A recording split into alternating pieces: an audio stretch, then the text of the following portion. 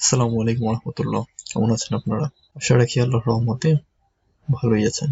একজন আমিন হতে হলে একবারে পার্ট 1 থেকে শুরু করে শেষ পর্যন্ত ইনশাআল্লাহ আপনাদের সাথে আছি। ততক্ষণে আপনারাও আমার সাথে থাকবেন, ধৈর্য সহকারে ভিডিওগুলো দেখবেন। সমস্যা হলে অবশ্যই কমেন্টে জানাবেন। আচ্ছা, শুরু করছি তাহলে। পার্ট 1 আসি আমরা। একজন আমিনের জন্য বেসিক জ্ঞান। আমিন কাকে বলে, নকশা, মেপ বা থাক কাকে বলে, চেইন বা শিকল কাকে বলে, কত প্রকার ও কি কি, ভর ব্যাখ্যা।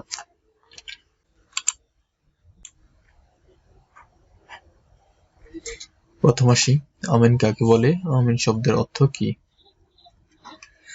জমি মাপার সঠিক হিসাব নিকাশ করার জন্য সরকার বা জনগণ কর্তৃক যে ব্যক্তিকে দায়িত্ব দেওয়া হয় অথবা যিনি কাগজপত্র পর্যালোচনা করে সমস্যার সমাধান করেন তাকে আমিন বলে।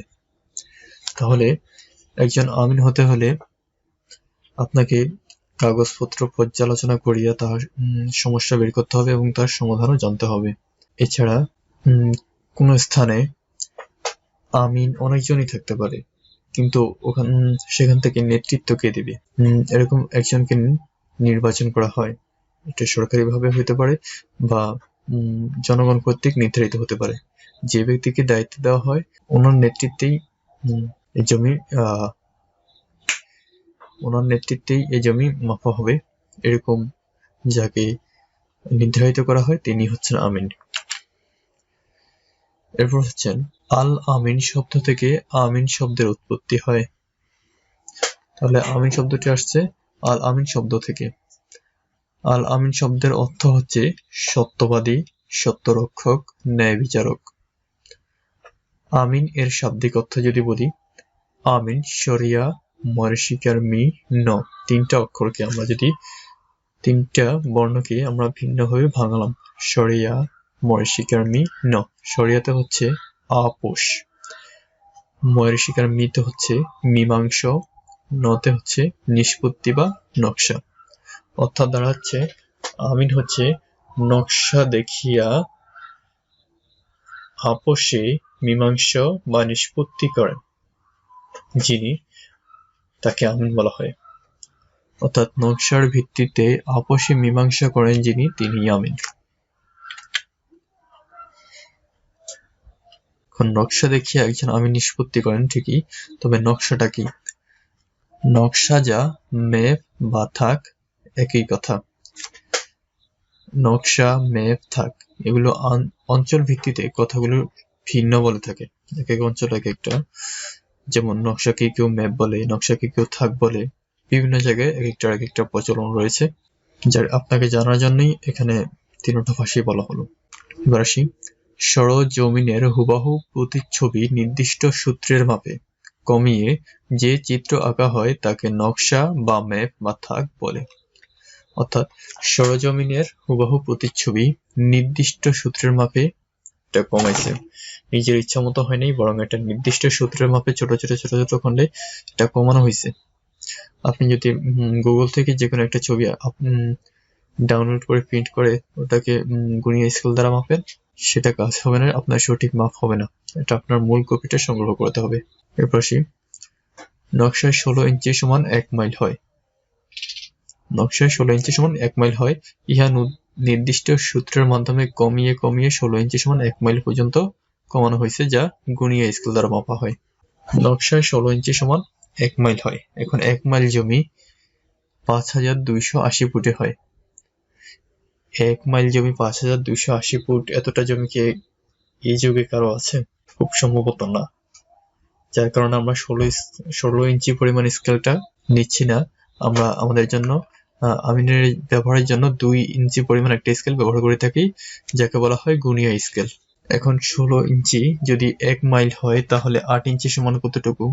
1 মাইলকে অর্ধেক করি, এরপর 8 ইঞ্চিকে আরো অর্ধেক করে 4 ইঞ্চিতে কমিয়ে আনি। এভাবে দূরত্বটা আস্তে আস্তে কমানো হইবে। ওই যেভাবে সূত্রের মাধ্যমে বাড়াইছিলাম, এখন আবার সূত্রের মাধ্যমে কমাইয়া এটাকে 2 ইঞ্চি পর্যন্ত স্কেল আমরা ব্যবহার করতে পারবো। এটা হচ্ছে একটা নকশা, জমির নকশা। আর এই যে এগুলো হচ্ছে দাগ নম্বর, খতিয়ানের দাগ নম্বর। এই বিষয়ে আমরা পরবর্তী ক্লাসে আলোচনা করবো ইনশাল্লাহ। আর এটা হচ্ছে আমাদের গুণিয়া স্কেল। এই গুণিয়া স্কেলের দ্বারা এই নকশার প্রতিটি জায়গা সহজে মাপ করে সীমানা নির্ধারণ করা যায়। সীমানা না থাকলেও এই ম্যাপের সাহায্যে গুণিয়া স্কেল দ্বারা মাপ করে সঠিক সীমানা নির্ধারণ করা সম্ভব। এরপর হচ্ছে চেইন বা শিকল কাকে বলে? লোহার তৈরি যে যন্ত্র দ্বারা ভূমির পরিমাণ বা দৈর্ঘ্য প্রস্থ নির্ণয় করা হয় তাকে চেইন বা শিকল বলে। শিকল প্রধানত 3 প্রকার, যথা গান্ডার শিকল, ইঞ্জিনিয়ারিং শিকল, বিঘা বা কাঠা শিকল। আমরা যেটা এখন ব্যবহার করব বা আমরা যেটা এখন জানবো সেটা হচ্ছে গান্ডার শিকল। চেইন বা শিকল কাকে বলে? লোহার তৈরি যে যন্ত্র দ্বারা ভূমির পরিমাণ বা দৈর্ঘ্য প্রস্থ নির্ণয় করা হয় তাকে চেইন বা শিকল বলে।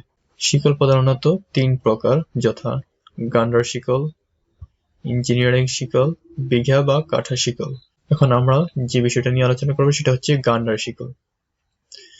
এই শিকল হচ্ছে আগের যুগের মানুষ যারা তখন ফিতা ছিল না, এরকম ফুট মিটার এরকম ফিতা ছিল না, তখন তারা এই শিকল ব্যবহার করতো। শিকলটা হচ্ছে এই যে তারা এইসব শিকল দিয়ে তারা তখন জমি পরিমাপ করতো। এই শিকল দুই প্রান্তে দুইটা এই যে হাতল থাকে, এগুলো মাপেরই অংশ। আর এই যে এগুলো হচ্ছে কড়ি বলা হয়, নথ, এগুলো হচ্ছে নথ। ডক্টর অ্যাডাম গান্ডার এই শিকল আবিষ্কার করেন। তার নাম অনুসারে এই শিকলের নাম দেওয়া হয় গান্ডার শিকল। এই শিকলের দৈর্ঘ্য 792 ইঞ্চি। যদি ফুটে নেই তাহলে হবে 66 ফুট। এই যে এখানে হচ্ছে দুইটা দাগ মানে হচ্ছে ইঞ্চিকে বোঝানো হয়, একটা দাগ মানে হচ্ছে ফুটকে বোঝানো হয়। আর যদি 44 হাতে নেই, এটা হচ্ছে একটা শিকলের দৈর্ঘ্য 44 হাতের সমান। আবার যদি গজে নেই 22 গজ, যদি মিটারে নেই 20.12 মিটার। এই শিকল গণনা করার জন্য প্রতি 10 কড়ি পর পর একটি করে নস বা পুলি বা ট্যাগ, আঞ্চলিক ভিত্তিতে এগুলো ব্যবহার করা হয়, নচ বুলি বা ট্যাগ ঝুলানো থাকে এবং দুই প্রান্তে দুইটি হাতল থাকে, উহাও মাপেরই অংশ। অর্থাৎ এখানে হচ্ছে আমরা যদি ইঞ্চিতে নেই, ফুটে নেই, হাতে নেই বা গজে নেই, মিটারে নেই, যেভাবে নেই তার পরিমাণটা দেওয়া আছে, চাইলে মুখস্থ রাখতে পারেন। আর এই শিকলটা হচ্ছে ডক্টর অ্যাডাম গান্ডার আবিষ্কার করেন, যার নামে এই শিকলের নাম দেওয়া হয়েছে গান্ডার শিকল। এই শিকলের প্রতি 10 কড়ি পর পর একটি করে নস বা পুলি ট্যাগ ঝুলানো থাকে। 10 কড়ি পর পর একটি নস ঝুলানো থাকে। এই যে এই 10 এগুলো হচ্ছে কড়ি, এই যে এগুলা এই যে ডাটের মতো যেটা দেখতে পাচ্ছেন এটা হচ্ছে কড়ি। এরকম 10টা কড়ি পর পর এরকম একটা নচ, এগুলোকে বলে নচ বা পুলি ট্যাগ যাই বলেন, এগুলো ঝুলানো থাকে।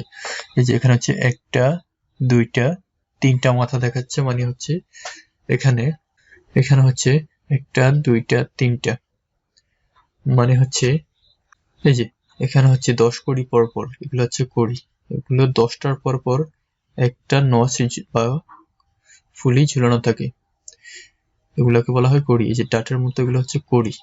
এই কড়ির পর পর এই যে এখানে হচ্ছে একটা মাথা, দুইটা মাথা, তিনটা মাথা, মানে হচ্ছে 30টা কড়ি। 30টা কড়ির পরে একটা নচ বা ফুলি ঝুলানো হয়েছে।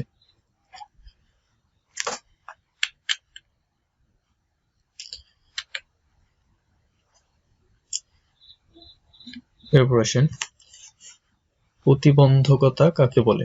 আমরা জানলাম কি আমিন কাকে বলে। একজন আমিন কি দিয়ে মাপ করে? শিকল দিয়ে মাপ করে। এখন চলুন শিকল দিয়ে মাপতে যাই। এখন শিকল দিয়ে বা ফিতা দিয়ে মাপতে গেলাম, মাপতে গিয়ে যাই দেখলাম যে 300 ফুটের একটা জায়গা মাপতে হবে, যার মাঝখানে একটা ভবন দাঁড়িয়ে আছে। এখন আমরা ওই জায়গাটা মাপবো কিভাবে?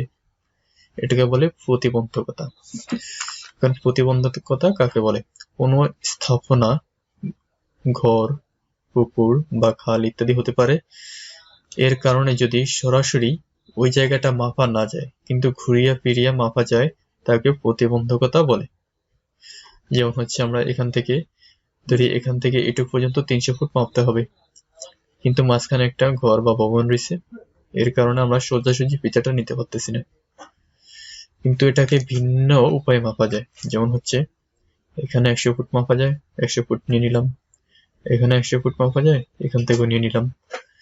এরপর এই জায়গা থেকে দাঁড়িয়ে 90 ডিগ্রি অ্যাঙ্গেলে এই জায়গার মধ্যে একজনকে একটা প্লাগ নিয়ে দাঁড়াতে বলবো, আর এখানে আমি থাকবো। সোজা বরাবর 90 ডিগ্রি অ্যাঙ্গেলে আমরা যতদূর পর্যন্ত এই ভবন থেকে ক্লিয়ার না হচ্ছে ততটুকু যাব। আবার এই প্রান্ত থেকেও ঠিক তাই, 90 ডিগ্রি হয়ে সোজা এখানে একজন দাঁড়া করাবো প্লাগ নিয়ে। যদি সোজা বরাবর হয় তাহলে এখানে প্লাগটা দাঁড় করিয়ে দেব। ঠিক আছে, এখন এইখান থেকে যেতটুকু অংশ, যদি 50 হাত হয় 50 হাত এই পাশেও থাকতে হবে, এই পাশেও থাকতে হবে। যদি এখানে 60 হাত দেন তাহলে এটা কোনাকুনি হয়ে যাবে, কোনাকুনি হলে তো মিলবে না। তাহলে এখানে যদি আপনি 50 হাত দেন, এখানেও 50 হাত দিবেন।